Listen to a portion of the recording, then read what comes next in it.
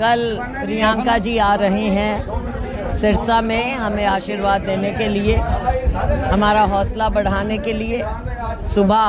कल सुबह road show है और सभी लोगों में बेहद उत्साह है। और उनके बाद फिर 25 को तो चुनाव है ही।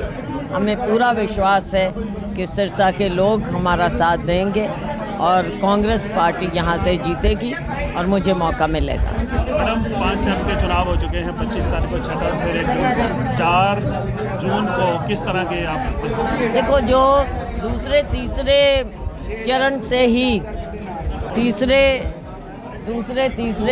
से ही ये बात आने लग गई थी, आवाज़ आने लग गई थी कि इस बार भाजपा की सरकार नहीं बनेगी और गठबंधन की सरकार, इंडिया गठबंधन की सरकार बनेगी।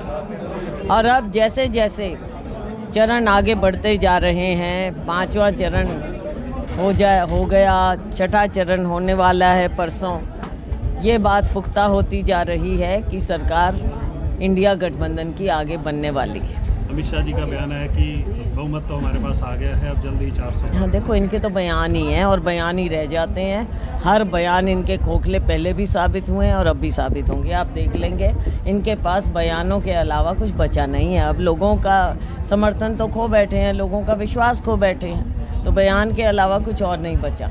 पूरा अक्टूबर का बयान था कि कुमारी शैलजा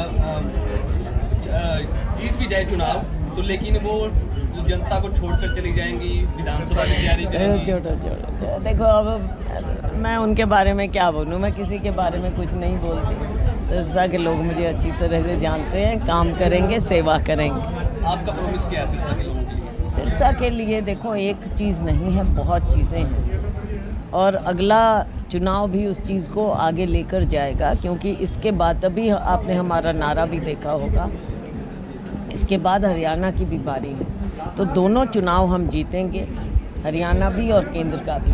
और फिर मिलकर सिरसा के लिए हमने रूपरेखा बनानी है। यहाँ के काम हैं, यहाँ पर वायदे बहुत हुए, भाजपा के 10 साल दिए हैं, 10 साल, लेकिन 10 साल में कुछ हुआ नहीं है।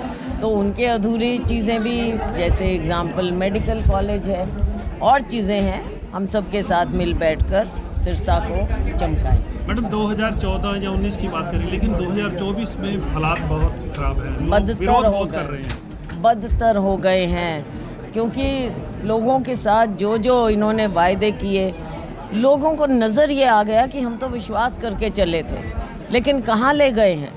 तो अब लोग बहुत ज़्यादा